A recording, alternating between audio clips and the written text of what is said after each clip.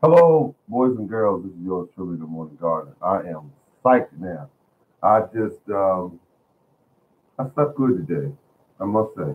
Not always I get opportunity with work and also the garden takes up a great deal of my time, which I don't mind the garden taking up my time. Um, Today, I looked at I'm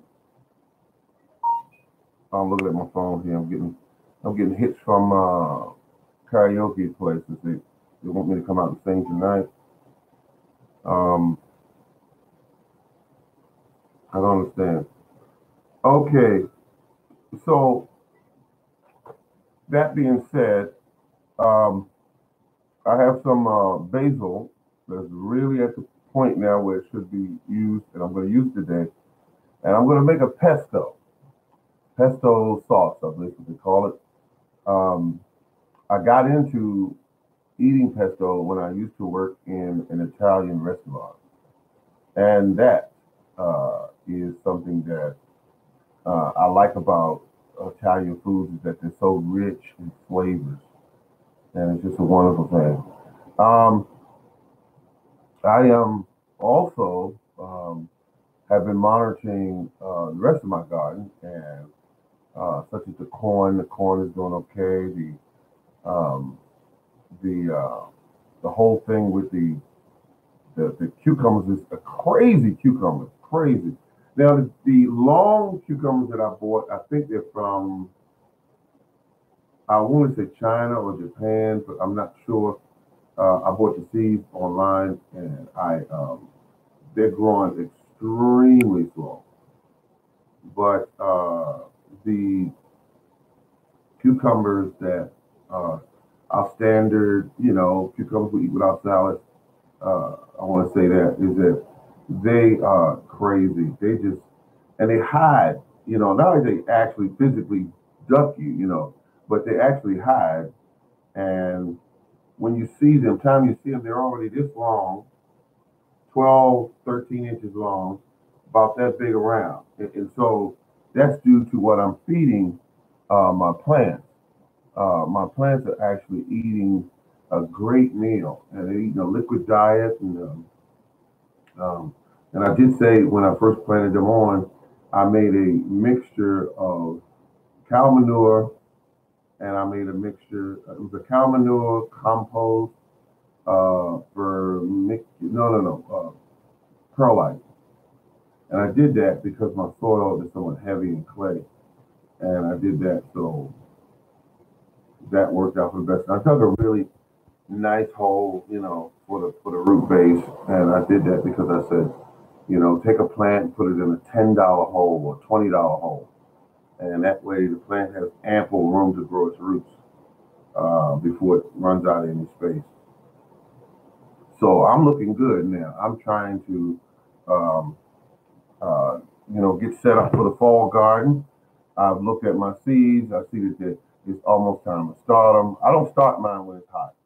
I wait till about the mid part of August, and then it starts to gradually cool down, and the weather gets real pretty, and that's what I'm looking forward to. Thank you. Someone gave me a thumbs up. I appreciate it. Um, but the show is going good. I'm getting a lot of good reviews for this show here I'm doing. There are a lot of people that are hitting me up and they're tuning in, but I don't have a regular time I'm on. I remember asking people some weeks back. I said, let's come with a time that all of us can tune in and kind of watch this, and I appreciate some of the feedback that I've been getting. Some people have been calling me knowledgeable. Some people said, and I got to speak about the ones that say take it off the air. Um, but for the most part, most people have been very positive about it, and they've been holding in there and saying, "I like what he's talking about." Here's where I'm at. There is uh, there's a time when you start planting in the spring. That most people they put their seeds in the ground or they put them in pots and they hope for the best.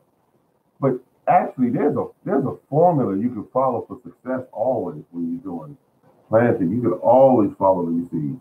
I mean, not all of them going to survive, but there are certain things that you can do to make certain that you have more success.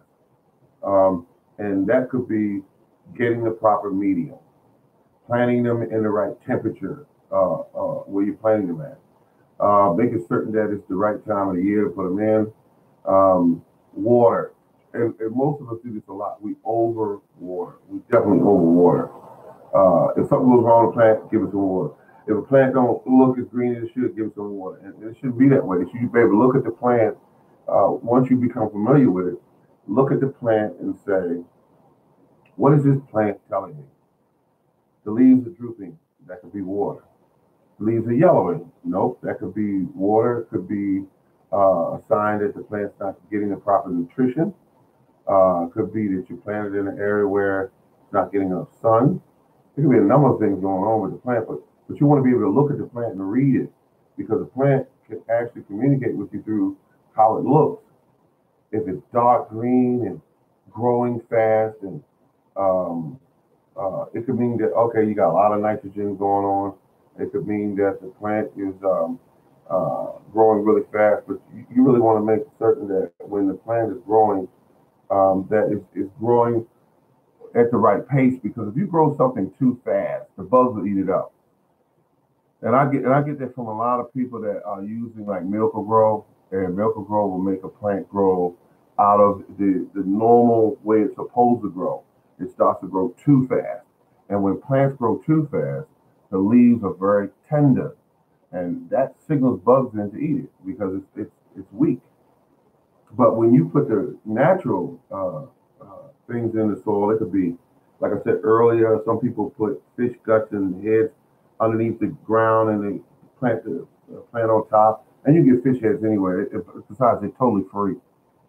Another thing is manures. You can use manures, like I use cow manure for one reason, because horse manure, it carries too many seeds from plants from other people's property if you get it somewhere else. And that manure is if the horse is eating hay and all kind of different types of weeds that grow real burly and aggressive, and the horse is eating these, and you get the feces from the horse, you're going to have those seeds, guaranteed, because they're going to grow.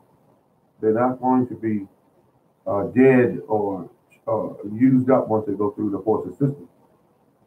Cows got 4 stomachs. It's a different story. This is the Morning Gardener, and I got another episode coming up a lot later on. Thank you very much for tuning in, ladies and gentlemen.